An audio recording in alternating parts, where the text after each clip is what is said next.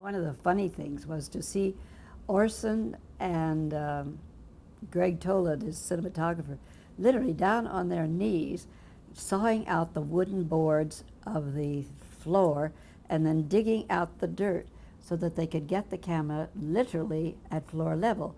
Because if you sit a camera down, it is still about that far from the level of the floor.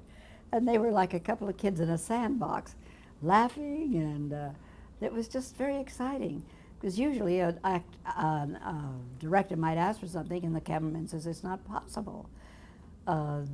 Orson would suggest it, and he would say, we'll do it. He invented a kind of focus so that you could get, near and far in the same focus, which had never been done before. They put ceilings on sets. People don't realize that there's almost never a ceiling in any movie set or TV set, as far as that goes. And it gives a whole different feeling. But then the lights have to be pretty bright because it cuts off a lot of the overhead lights.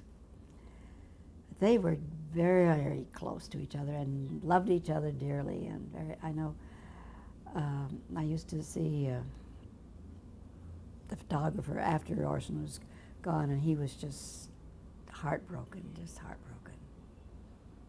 You see, Orson had the capacity to appreciate talents in other people. He was never jealous of anybody. I guess the only thing he was ever jealous of was Joseph Cotton being such a tall, dignified gentleman who could wear yellow gloves and nobody would laugh at him. But he really appreciated talent, and he gave everybody a lot of credit. His makeup man, his scenic designers, his music people. I mean, Citizen Kane was one of the few movies where the music was done and recorded, and then he fit the scene to the music. He told Bernard Herrmann what he wanted, and he got because he could have been a concert pianist if he wanted to. He could have been a director, he could have been a painter, an artist. He had many, many, many facets and many talents. And he also said there's no point in making a movie unless the eye of an artist or a poet is behind the lens. And he said anything made by a committee is immediately diluted.